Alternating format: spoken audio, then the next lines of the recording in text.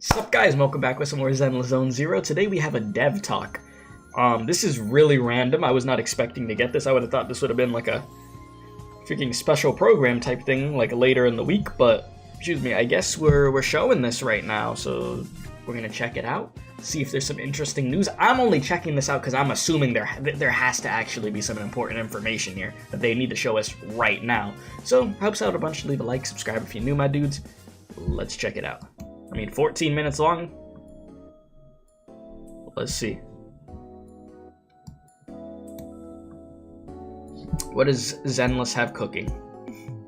One of my favorite gotchas just to hop onto and just have a good time and get out. It's been nearly a year since the official release of Zenless Zone Zero. Anniversary coming up, huh? All proxies for their support. Our team will also like to use this opportunity to share with you some of the development progress for version 2.0. Okay. And our plans for the future of Zenless Zone Zero. Let's get it. What's the plan for Season 2 story? In Season 2 story, we will follow the protagonist to a unique area within New Eritol, Wi-Fi Peninsula. Wi-Fi, which will be the main stage for the story of version 2.0. Okay. Wi-Fi Peninsula is a district of the Throne Quarter, near the Lemnian Hollow. The earlier settlers of this region were tasked to monitoring the highly volatile Lemnian Hollow, and the name Wi-Fi is derived from the Cantonese characters for protect and anomaly. Okay. From the phrase protection from the anomaly called the Hollows. Later, an outpost was established here, which then became the city area Phalium Heights. Phalium Heights was built at the top of a cliff, overlooking the bay with its beautiful scenery. This is also an area rich in porcelain, a precious material that's highly resistant to ether corruption.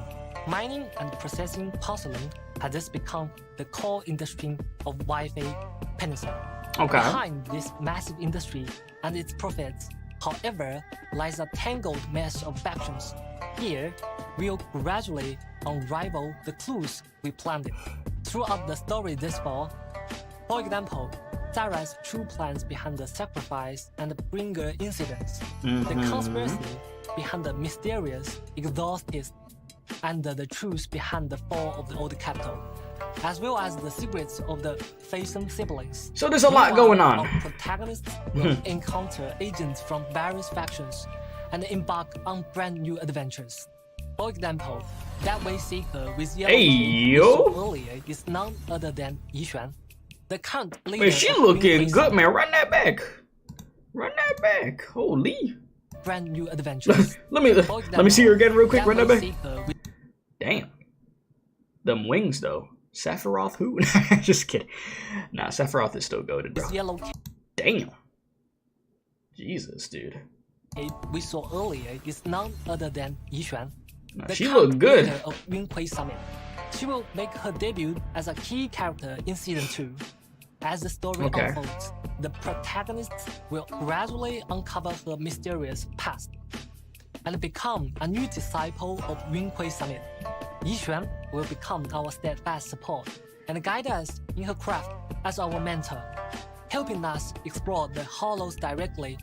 Beside Yixuan, who oversees Yunhui Summit, the defense forces Obo Squad that we all familiar with, as well as the previously revealed idol faction Angels of Delusion. They're finally gonna be making their appearances. Nice. Yeah, I've been waiting to see these this group over here. It's cool that you're literally gonna have some freaking idol characters, dude. I guarantee people are gonna be losing their minds about them. Yeah, I'm sure of it. I'm intrigued by the little robot over here. I'm not gonna lie. Like, it'd be cool to see what her kit's gonna look like.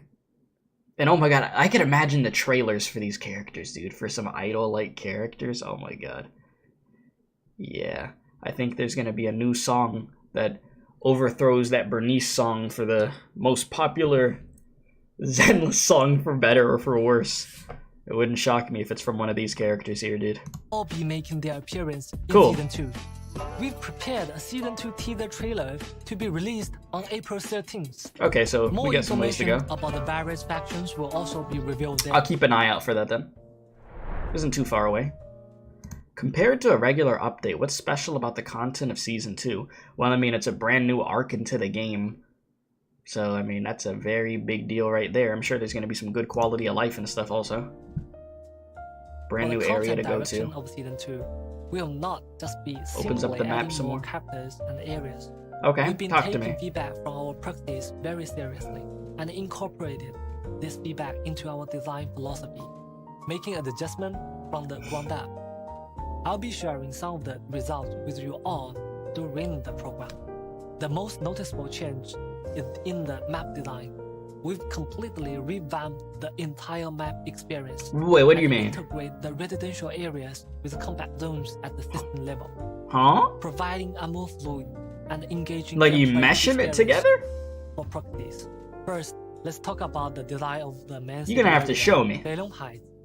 We made the area much larger to ensure comprehensive city functionality while allowing for potential expansion in future versions, while also reducing loading times caused by scene transitions. The new daily system will also be designed to match the local culture and the customs of the Wi-Fi Peninsula area.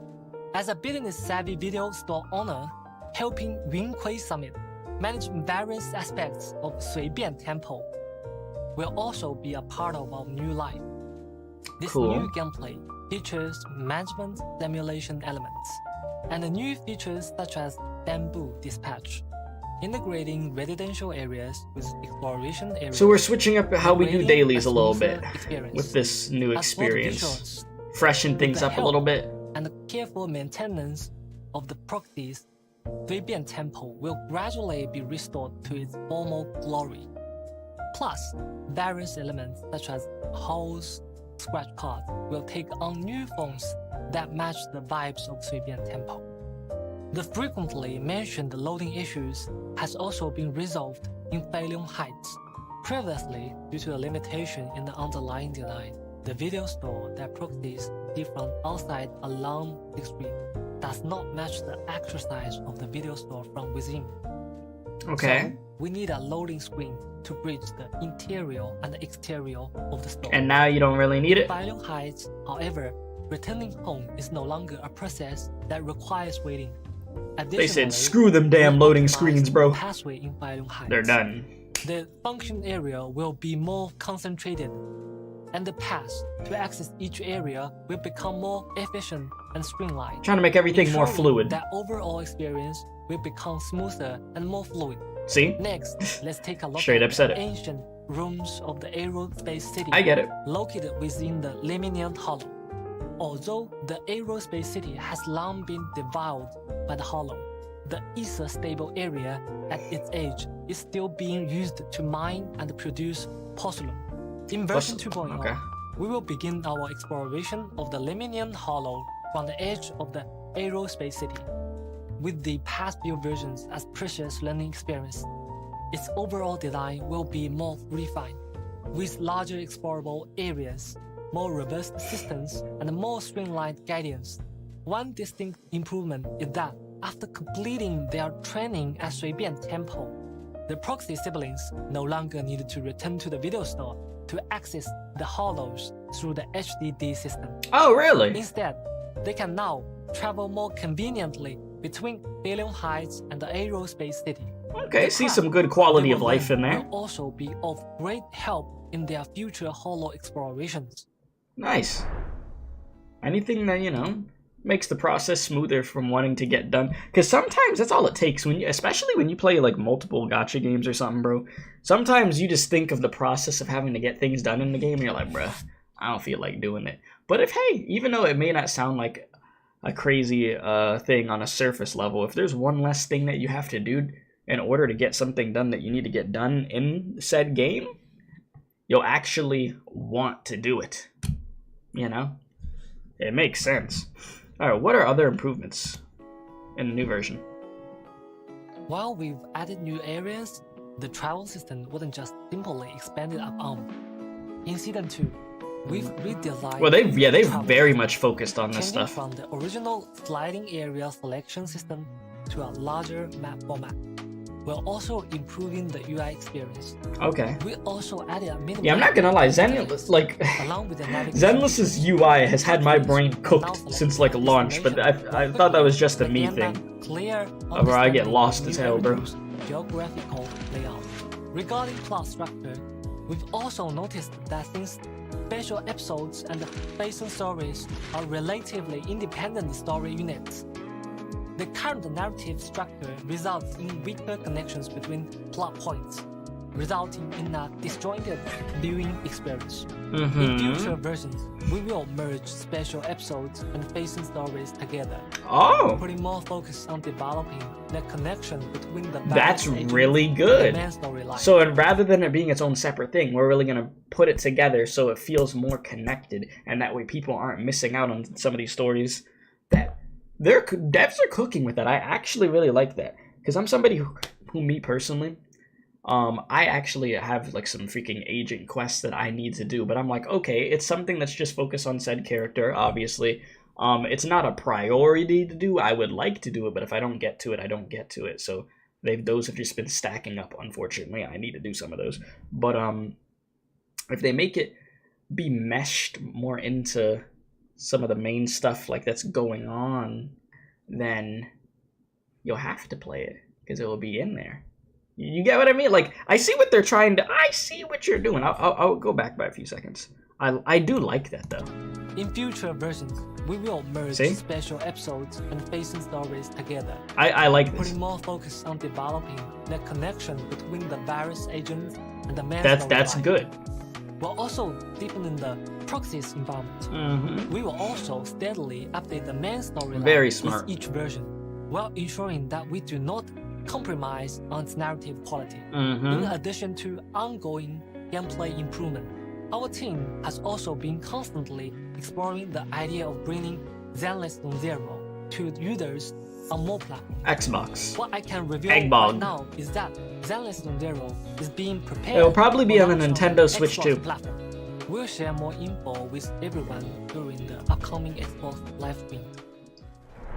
For the 5 people that will be able to get the Switch 2 at launch.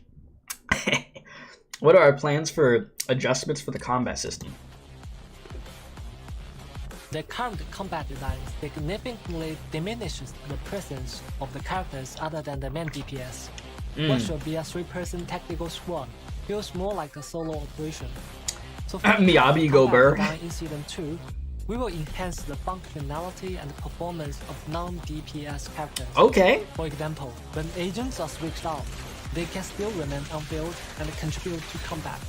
Thus, there's a visual indication of their combat performance. Yeah, I like that. Affecting the player's control of the... I honestly like it feeling like there's a lot more going on. Like in being able to see the other characters on your team fighting in the back. That's cool with me. Specific moves might require specific counter strategies that require teamwork from different characters in your squad. I respect them for trying to add upon the gameplay like that.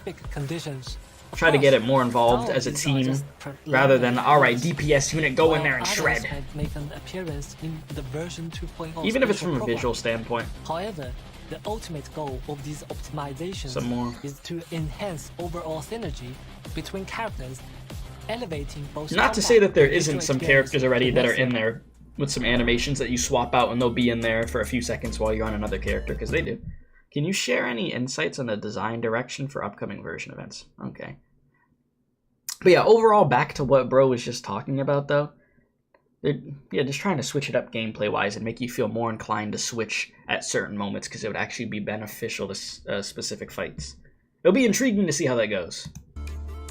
To sum up, in our future development plans, we are trying to make some other characters have some more use. 3 aspects. First, we'll continue improving on existing game modes, such as Grand Muscle Adventure, Bamboo vs. Ethereal, and so on, to make them more fun for players. At the same time, we'll be rolling out more exciting new gameplay. In future versions, we might freaking Zenless Zone Zero Fall Guys, bro. I was good at that, though. To control a giant bamboo in combat. Besides events featuring our adorable bamboo, we will also introduce some slow-paced, relaxing events to enrich Proxy's everyday life outside of the main story. such as spending joyful moments with agents at hot pot restaurants, movie theaters, and more.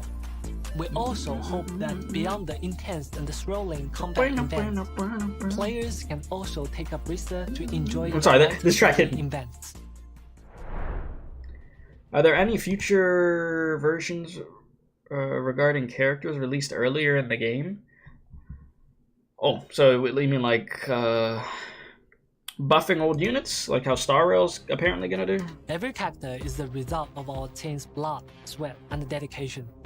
Or are there any plans in future versions regarding put in quite a bit of effort to ensure characters are relatively future-proof and have long-term value. And don't get put into the mud. Showcasing a character's charm isn't just about mindlessly beefing up their stats.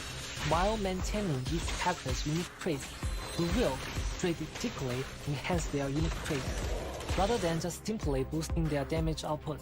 For example, we'll supplement or even rework certain skills and their effects.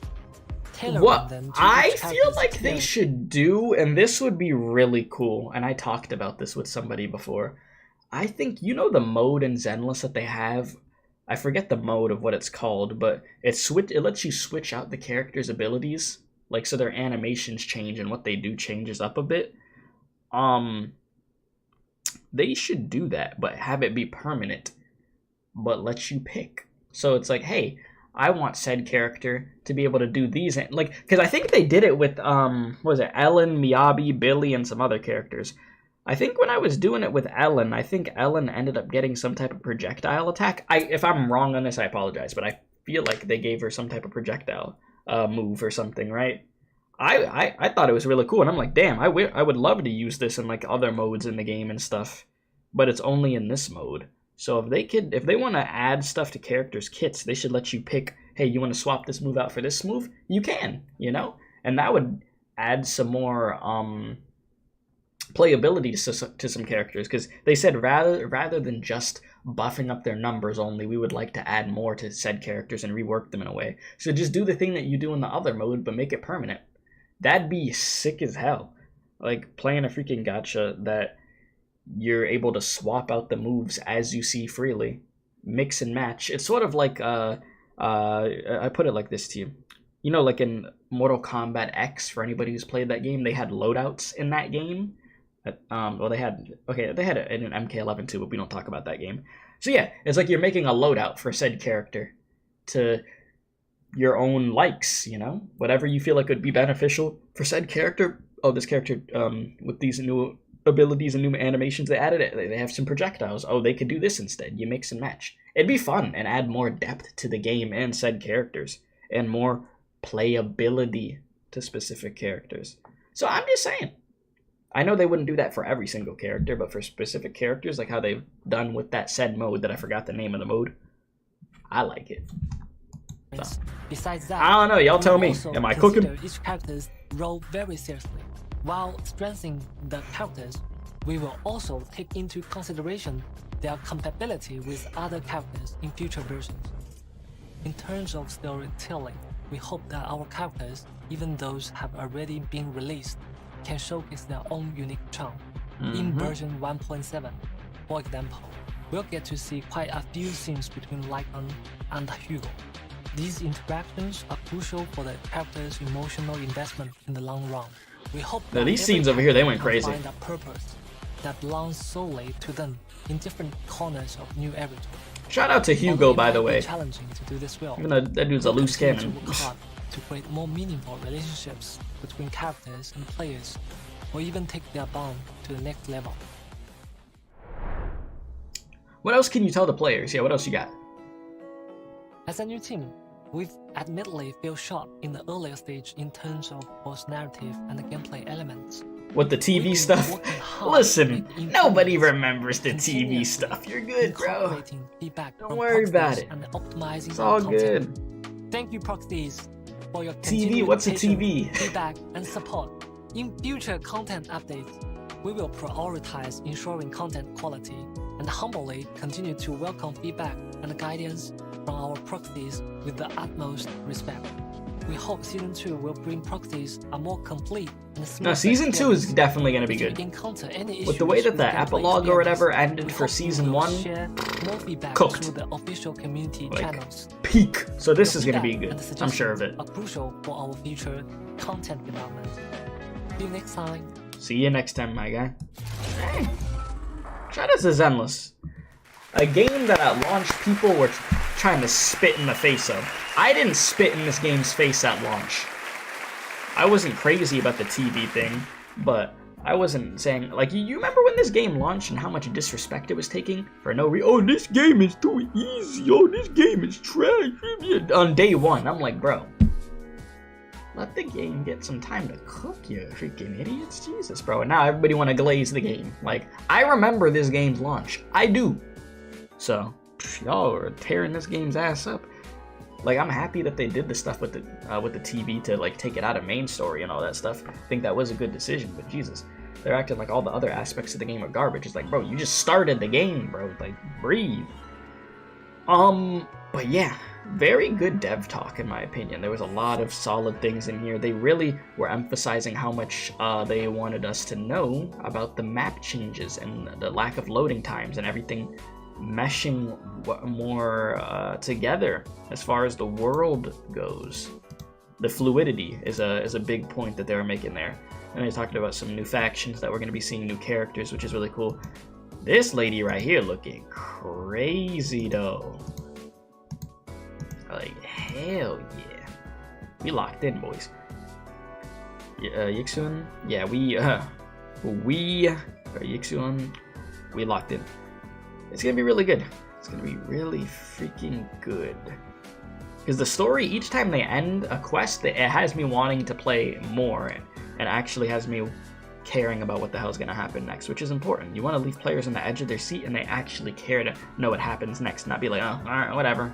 That was mid. Like, it has not been mid. It has not been mid, bro. So yeah. Good changes overall, Zenless. I'm happy with this. So yeah, let me know your thoughts if you guys have anything that you feel like they should change with the game in your own opinion. Be much appreciated. The stuff with the agent stories and the main story and then just trying to mesh everything together in a nice way. It's probably gonna be a little hard to do it, but they could cook. They'll do it. And that'll be really good. That's another thing the other gotchas should follow. That'd be very useful. Because I know a lot of people miss out on agent stories. Me too. Like, I'm trying to get better at it. But back in the day with like Genshin, I used to do every freaking character story, but it eventually catches up to you with just life and then just playing a bunch of other games, bro. It catches up. But I'm trying to do better, man. Okay, listen. I'm trying. Wuthering Waves will probably be, like, just talking about Wuwa for a second, will probably be the first gacha in a hot minute that I really try to knock out a bunch of freaking character quests, you know? Try to get back into the habit of doing it because there's so many good ones that I've heard about over the last few years, but I've just missed out on over with gachas. So yeah, it's like here and there you'll see me do a character quest for a character I really like, but we got to do better. But yeah, please be sure to leave a like, subscribe if you're new out here. Let me know your thoughts. Stay tuned for more Zenless content, and as I always do say, don't do crack.